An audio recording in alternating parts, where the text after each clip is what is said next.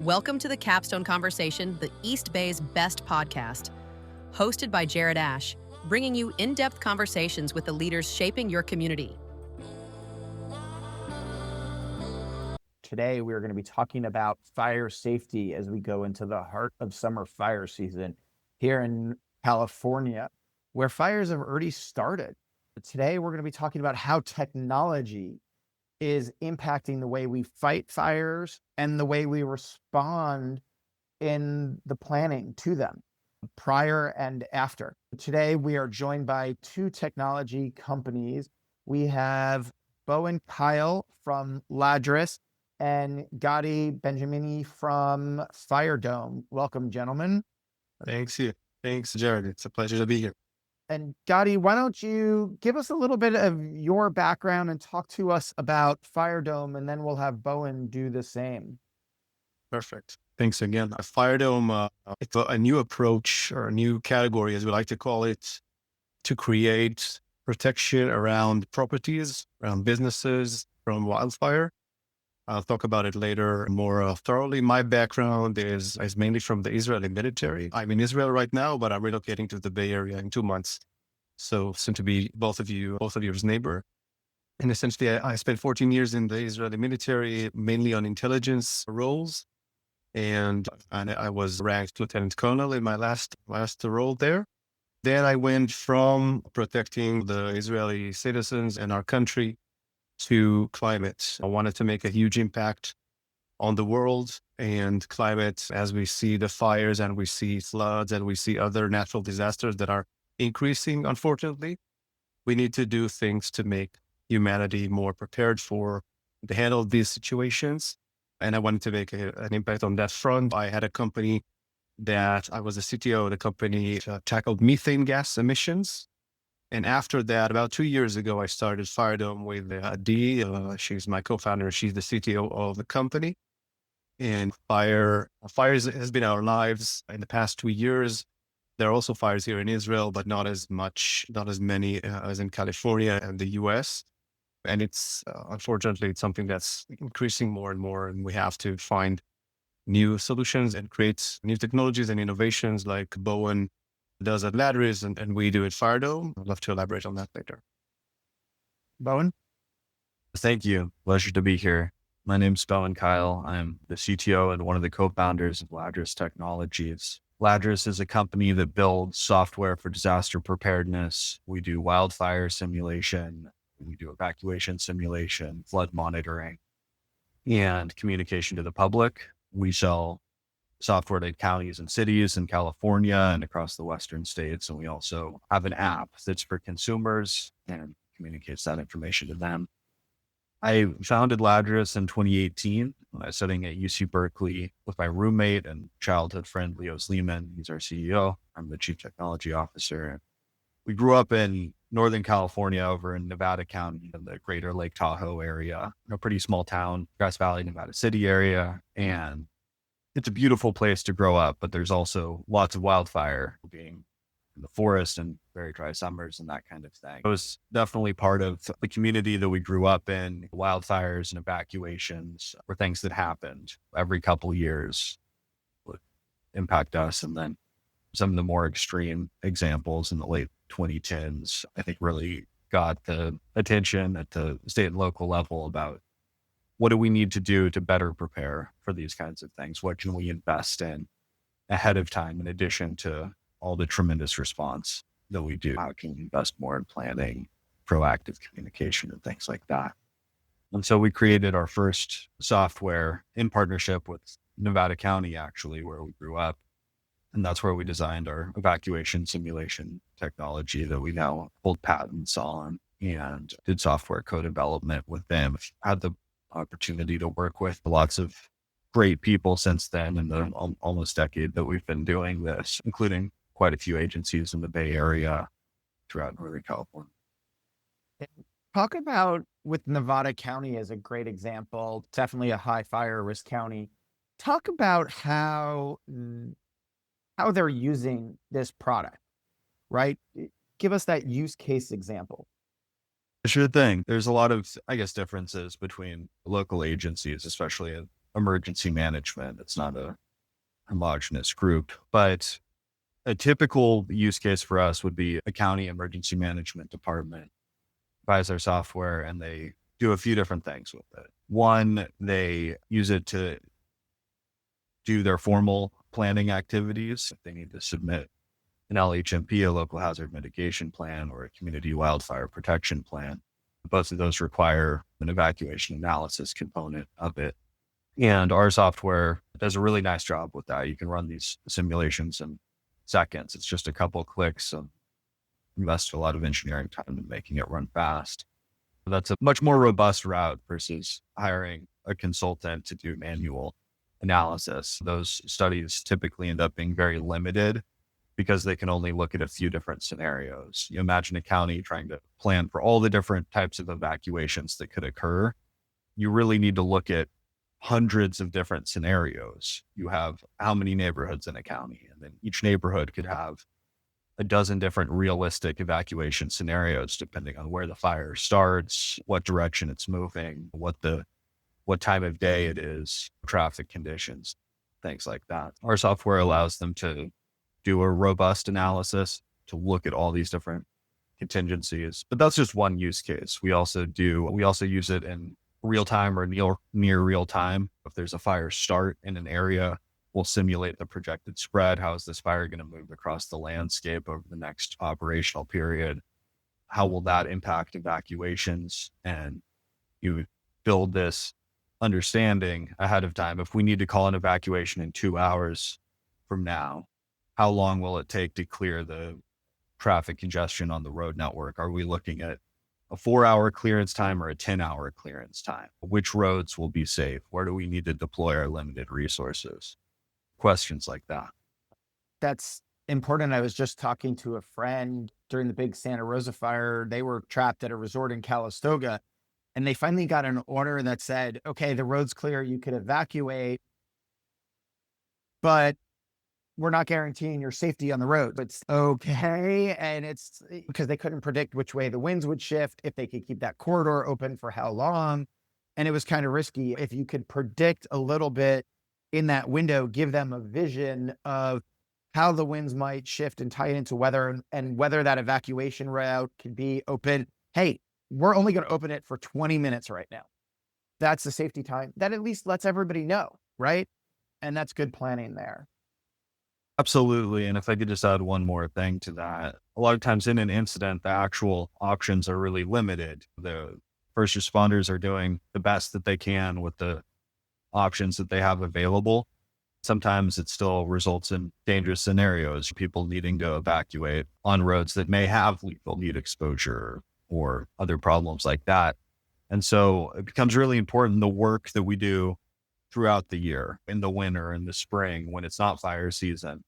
But that's when we plan how to spend the money for fuels treatment. That's how we decide what strategies we're going to employ during those incidents. We do a lot of that kind of work, this year-round prioritization, so that we can understand what are the most critical evacuation routes, where will we need people to be traveling through, and how can we keep those routes safe? How do we go and reduce the potential risk that could occur?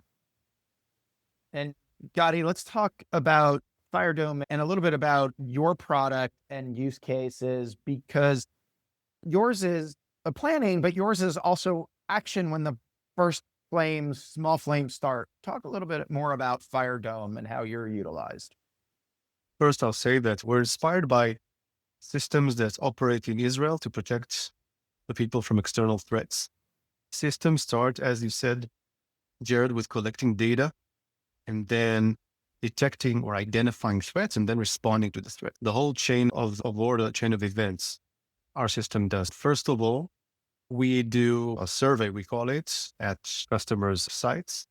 And the customer, as we call them, partners, they could be HOAs, they could be vineyards, they could be resorts. You mentioned the resort earlier. They could be utilities, infrastructures, logistic warehouses, essentially any property that is exposed to wildfire risk. Then we plan, after we collect the data on the property, the vegetation type, the topography, the microclimate, wind conditions, temperature, humidity, We plan the protection strategy around the property and inside the property, end to end, understanding where the fires can come from, doing fire behavior simulations. How can they spread? How can ember showers spread into the property? And then what we do is we install the system. The system is stands still. It's not mobile on the property at an area that we agreed upon with the customer, with the property owner, the HOA, and then it waits for an alert, external alert, that a wildfire starts approaching towards the property that is protected by the system. It then wakes up autonomously without any human there, any human in the loop, and creates multiple layers of protection. Some of them are preventive, meaning they prevent the fire from penetrating into the property. We do that by layering out fire retardant, eco-friendly fire retardant at the circumference of the property. Using one system, we can protect up to 70 acres because the range of the system is about 1,000 feet. And what the system does, it sends out projectiles, or we call them smart capsules, with the retardant to create kind of fire break around the property. And that prevents encroaching fires from penetrating inwards. That's the same methodology that firefighters use to create fire breaks, to move the fire and get a fire to places that they can more easily suppress later on. The second layer that we apply is also preventive, is covering the main structures and assets within the property that we agreed with and prioritized with the customer with the same retarding, using the same methodology of sending out these capsules. These capsules open up midair above the structures, and then the fire retardant is spread on the roofs and on the walls. And then this prevents embers from igniting on structures. We saw in the LA fires last year, about 85 to 90% of the structures were destroyed because of embers, not because of the fire. That is key to protect these structures from being ignited by embers. And the last layer is a more reactive layer that detects spot fires that do start inside the property because of the embers that drifted in, and then suppressing them immediately before they start expanding when they're very small, within seconds, using the same capsules, but with water, because our system can toggle between water and fire retardant as needed. As I mentioned, it's fully autonomous. It doesn't rely on local utilities like water, power, and communications. We bring everything in with the system. And it also collects a lot of data 24/7. We collect the data. We do a detection for 24/7, even if there's not a fire around. And we also have cameras on site. We use them to detect the spot fires, but they can also be used, again, to detect fires that are not related to the wildfire that's raging out there. We're fully integrated with local fire services, depending on the area where we install the system. And we're focusing also on California. That's why I'm moving there in a couple of months. Our system, as we speak, is being shipped from Israel to our test site in Sacramento, where we'll do tests and demonstrations in the second half of the year. Exciting times ahead. We're eager to get the systems into the US and start partnering with communities and business owners and fire chiefs and help enhance the protection.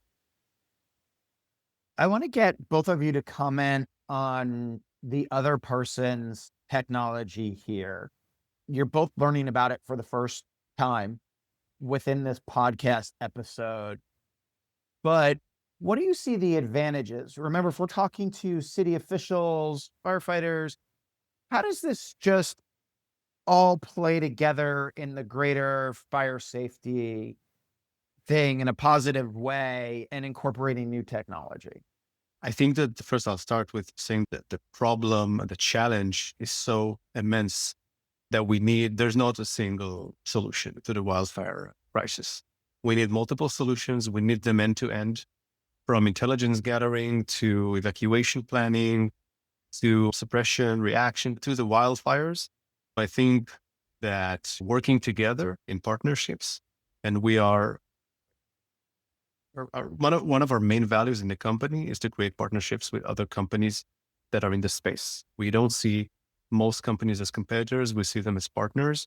And I think that the only way we can succeed is to complement solutions. And I think Bowen's solution and Ladris could integrate very well with FireDome. The data layer, the planning layer, the fire simulations, we can definitely work together to perfect both our operations and both of our systems. And we'll definitely exchange numbers and talk after the podcast. I think that's going to be great. We need the data piece, and we need the suppression and reaction piece, and we need to work with the counties, and we need to work with the fire chiefs to make it work. And I think both of our companies can do that from two ends of the same array of solutions. Yeah, absolutely. I completely agree with that. And what Gadi's saying about the need for solutions across a wide spectrum of different applications within the broader umbrella of disaster preparedness, disaster mitigation, that kind of thing. And I was learning about FireDome, and it's a really interesting product design that you guys have. And I could see it. I anticipate that it will be very successful in a lot of the areas that we work with, that Ladris works with. I get the opportunity to speak with a lot of the citizens in the areas that our technology is deployed. A lot of times there's very active community members. It's one of the great things about disaster preparedness and prevention is that you see fire safe councils, you see these community groups that volunteer a tremendous amount of their time and energy into keeping their local community safe.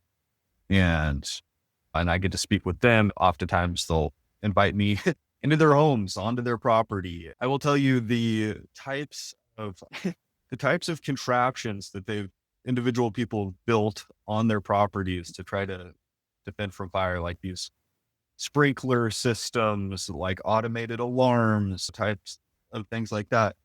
It's really extensive, and I think would surprise a lot of people to know the amount of energy that goes into that in certain areas, especially fire-prone areas. Like you talk about remote locations, ranches, vineyards, different businesses that are not easily accessible for firefighters, right? The firefighters aren't going to be there in 10 minutes. It might take them an hour to get to your property if something were to happen. And people understand this and take ownership of the problem themselves. And I think I know you guys do quite a bit more than that, but I really see a lot of those use cases just with the people that I talk to directly. I think there'd be a big market. So what you guys build. And Bowen, you guys have a good number of clients throughout California now. When I talk to public safety officials, even city IT directors, county IT officials, I think one of their biggest concerns is this risk aversion.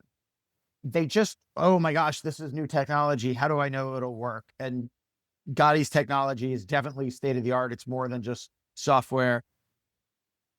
The advice I give them is embrace the new technology. Give it a try, right? They're just concerned about taking this risk. They're concerned about what happens if it doesn't work. Am I wasting money? What happens if the company goes bankrupt? Talk a little bit about that from your perspective. Totally. Especially in the earlier days of our company, that was a huge focus for us. How do we build this credibility? Didn't help that me and my co-founder were pretty young at the time too. And they're like, how do we trust that these guys in their early 20s are running a legitimate business and whatnot? Gadi's there's a few steps ahead of us there, just in terms of the way that he can speak to his background and the credibility that comes along with that. But outside of the personal, do they trust you as a person?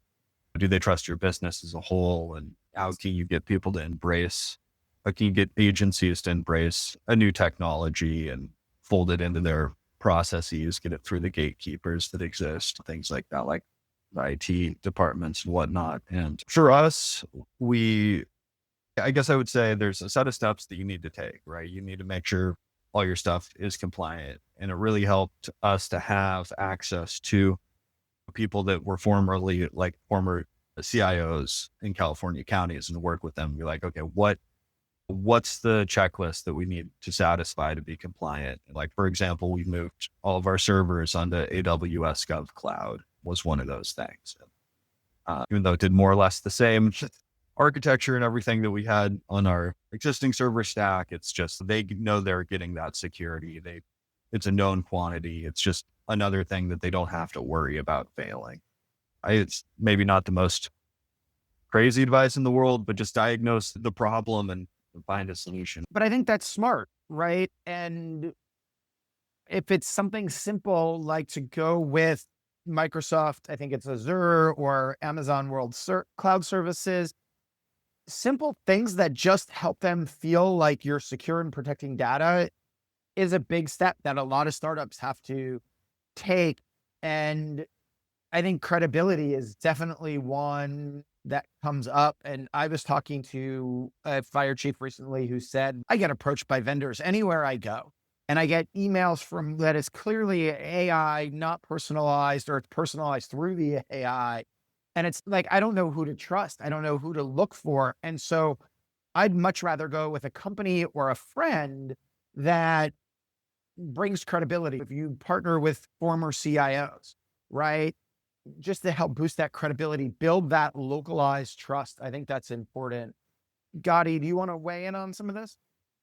Jared, I completely agree with Bowen and with what you said. I think for us, the key is to create relationships with the fire chiefs, to show them that we mean business, to show them that we can deliver.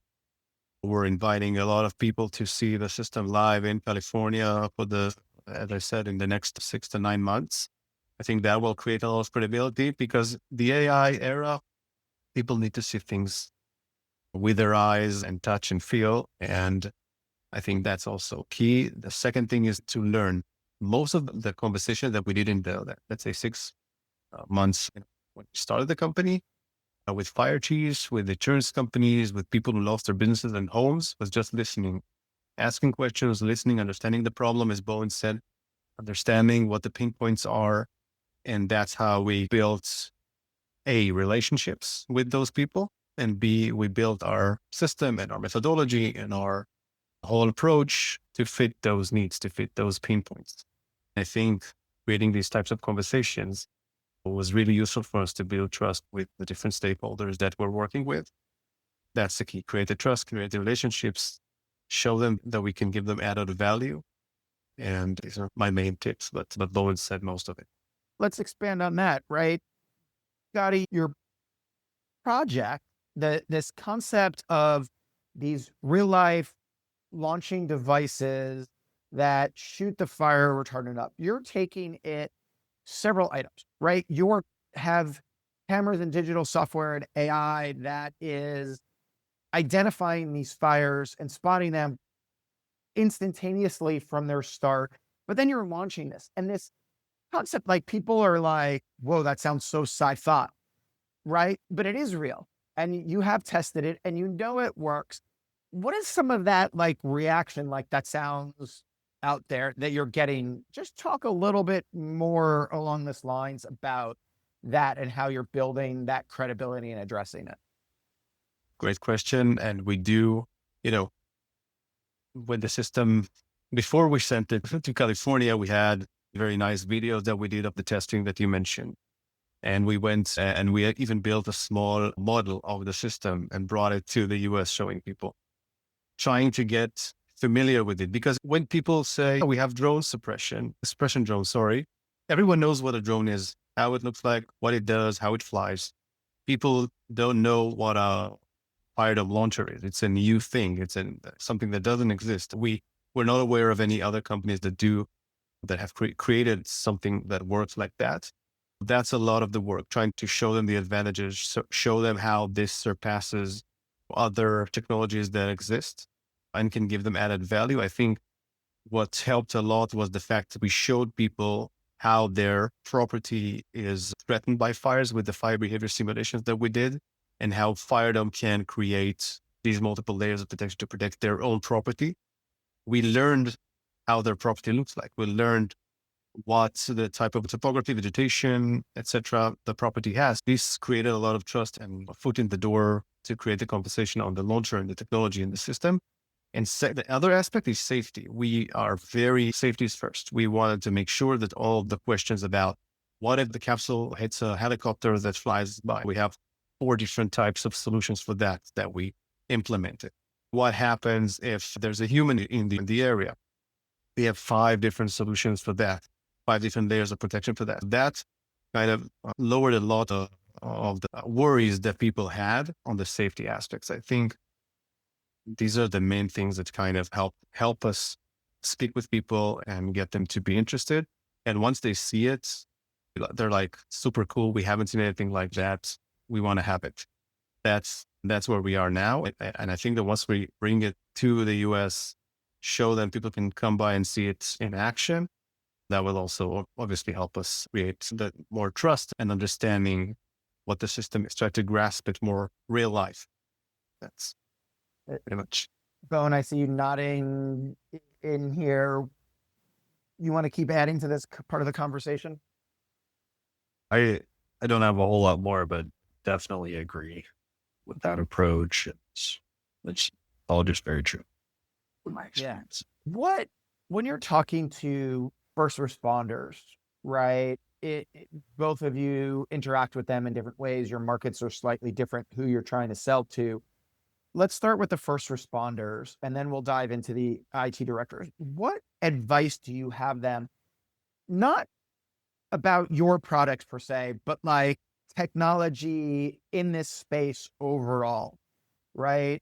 Just give them your best advice. How should they look at technology? How can they vet it? How do they know what's good? How can it be deployed? Maybe start with first responders, and then we'll touch on IT directors as a follow-up question. Bowen, you want to go first here?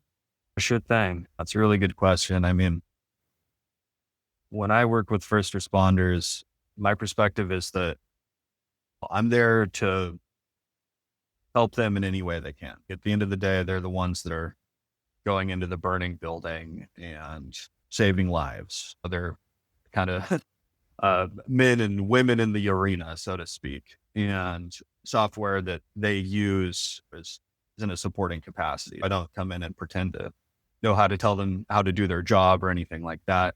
I don't have a background in emergency response, although we're lucky enough now to have a lot of advisors on our team and whatnot, including some of the top former fire chiefs from Cal Fire and things like that. But my approach is I am trying to push technology adoption at the end of the day. In my opinion, technology is underutilized, especially software is underutilized right now in the emergency response space. And that's because I think it's rapidly developing. Every year, there are a lot of new advancements that are made, and it takes a while to fully adopt them. My role, I'm typically advocating not just for our technology, but for the use of technology in disaster preparedness and disaster response as a whole. And my approach and the approach of our company, I would say we're trying to demonstrate two things. One, utility, and number two, reliability. We got to show that, hey, this is worth your time to adopt this because you get the following utility. Here's the intelligence that it generates, and trying to put it in as concrete terms as possible. This is the time saved. This is the cost reduction. Because for first responders, those things can translate all the way up into lives saved at the end of the day. If we can make a decision more quickly with more information at hand, the consequences of that can be lives, they can be property. Demonstrating that there's a strong utility of the product or the technology adoption process as a whole. This is what you get out of it. And then reliability, probably even more important. In crunch time, can we trust the system? What are the failure points? What have we done to make sure that nothing will go wrong? That the thing that we practiced in the off season will execute every time reliably in an incident. And we see that, for example, with our simulation software, and even more so with our communication tools, right? Like when I call an evacuation order in the platform, that will translate immediately to everybody's phones without any bugs or glitches or anything like that. So crucial. So we try to build, a lot of times for first responders in particular, systems that are more on the simple side, but they're reliable. There's not as many moving parts. There's not as many opportunities we try to eliminate all the opportunities for human error and technology error, engineering failures. And then we try to show that to them as well. This is a simple system. There's not going to be any issues with it. Those kind of reliability pieces. Resilient, simple, reliable. 100%. Yeah. And useful. And useful. I just wanted to add on Bowen. I agree with everything you said, Bowen. I would add for our more, let's call it boots on the ground system hardware that's out there is one to make sure that we don't interrupt the fire services and that we're interoperable, meaning we can help them with the situational awareness. We have the data that we collect. Obviously, it's transferred to the local fire service, and they are completely aware of where we're located and what we're doing 24/7. I think interoperability and safety are also important aspects.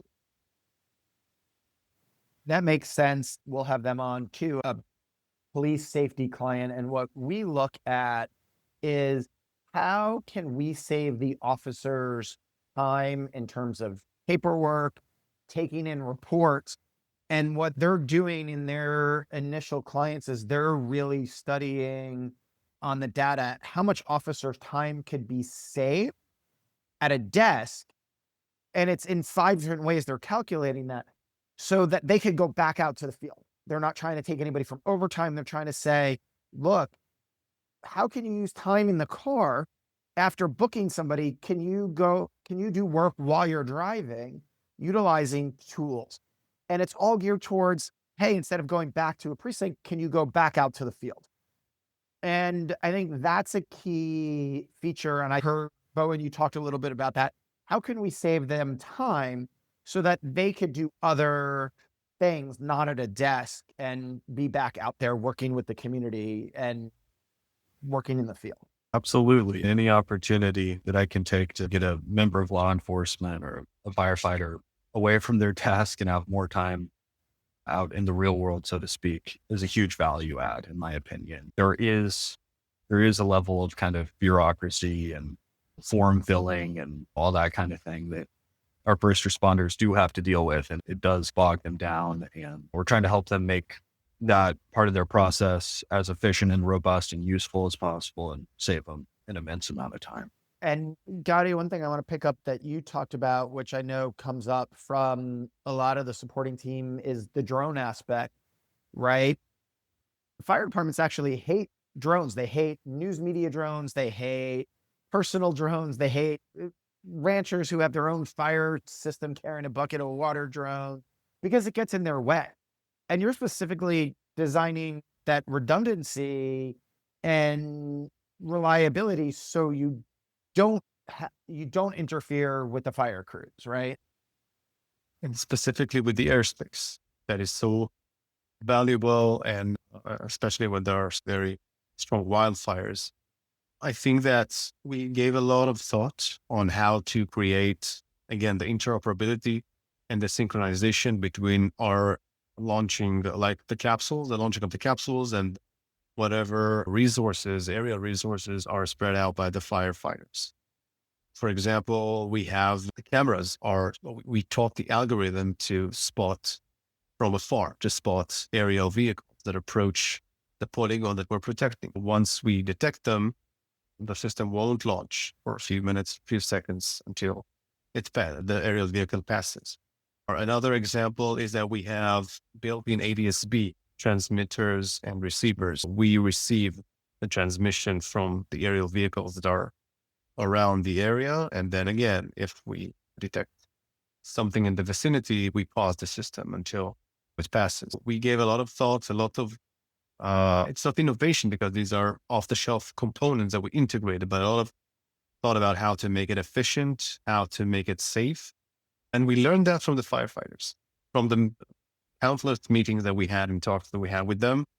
And the important thing is to just listen and implement the best advice that they can give. And they're the professionals. That's the main thing. And the fact that they can see our systems on their screens 24/7, and they can use the data that we collect 24/7, I think it also helps create that partnership. I'll pick up on something there, is that neither one of you are developing this in boxes of what we have seen from Silicon Valley in the past. You guys are working with firefighters, traffic engineers, you're talking to aerial operators and working with people who have 20, 30-year experience, whether they're active or retired. And I want to give both of you a lot of credit for that.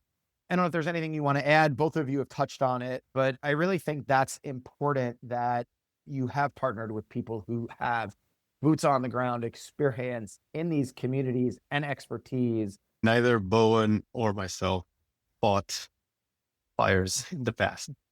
Having these people on the team and as consultants and have these discovery talks is key. It's key to create something that is useful, that is safe, that will integrate with their efforts and not interrupt them. I think that's key.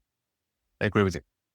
Yeah, 100%. And I would say that's one of the best parts of my job is that I get to work with people that are domain experts in the community. And one of my least favorite parts about operating a tech startup, a young tech company in the Bay Area, is how much of a bubble there can be in tech in Silicon Valley. This kind of insular culture to it that I think at times can be fairly disconnected from the rest of the world.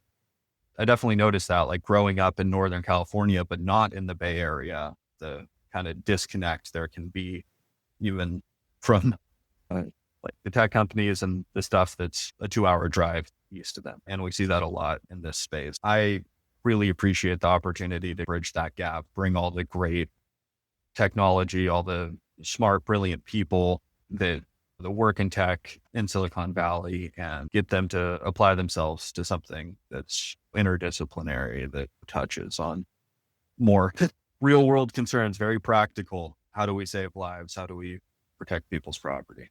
I'll throw out a challenge to both of you is if you guys want to, I could get you hooked up to a fire academy and we could throw all the gear on and practice you guys just running up a flight of stairs and holding the gear.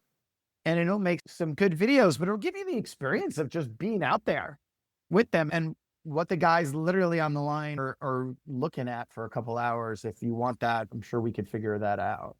I mean, Is that a real thing? A real That's a real thing. They both gave me thumbs up. We're going to take this and down. I can make it happen. Yeah, I before actually- hear that. Jared, I did it. We have in Israel an advanced fire academy. And one time we had a tour there and we stepped into a room and suddenly the room started burning. And it was, wow, I won't forget that experience. It was hot. And we just ran out. We had the suits and everything, but I'd love to do it in California. And let's do that. We'll figure out that challenge and it'll be good. How do people learn more? How do people learn more about either one of you, Gadi and then Bowen? Just send me an email, call me. I speak with everyone. Again, every call that we have, we learn a lot. And it's key to develop the business and it's key to develop the methodology and the strategy ahead. Again, Jared, if you can publish my number and my email, and we have the website also for more info and the videos, we're super happy to connect and talk. Sure. Bowen? You can learn a lot about our company at our website, ladris.com. That's LADRIS.com. There's some, you kind of can see some product snapshots there, some different material. I'm on LinkedIn, and that's a good way to reach me. I'm assuming Gadi too, because I got a LinkedIn request from him. And that's the best way. We do a lot of software demos and that kind of thing. For anybody listening that's interested in seeing our software, contact us and we'd love to show it to you. We'll demo it. And anything I haven't asked you guys that you want to share about your companies or the public safety technology space before we head out today? Just reiterate that I think it's a really exciting time. I think that there's been a lot of development in the last 10 years, and I expect even more so over the next decade. I think that we're seeing the nature of these disasters changing pretty rapidly. We're seeing wildfires, for example, and flooding in areas that historically weren't prone to those kinds of events. And so we have communities all over the country that are facing challenges that they've never had to face before. And I think that the good news is that the technology is also advancing with that. And I think that it will continue to be one of the key ingredients that we need to keep people safe and to protect the communities, the way of life and areas that are disaster prone. That's always been our company's mission, that nobody should die in a disaster. And within that, You should be able to live near the forest. You should be able to live near the coast and still enjoy a quality of life where you trust your local agencies to keep you safe and everybody's informed and they know a plan. That's what we do. And I appreciate you having us on. Hey, Gadi. Thanks, Jared. I think the key to face this immense challenge is the partnerships and the layering out of different solutions together to face these challenges, fully aligned, fully integrated, fully interoperable with the first responders, the fire chiefs. I think that's the key to succeed, and that's the key to face this challenge in the coming decades, because it's going to get hotter, it's going to get drier, more wildfires in areas like Bowen said, in areas that didn't experience wildfires in the past. And we have to think differently. I think we see a lot of action in this direction, a lot of fire chiefs that are more open to collaborate and to embrace technologies and innovations, and communities. We spoke about it. But again, the key is to work together to win this. Thank you. Great. Gadi Benjamini from FireDome and Bowen Kyle from Ladris. Thank you both for joining me here today. I appreciate your time. Thank you, Jared. Thank you, Jared. A pleasure.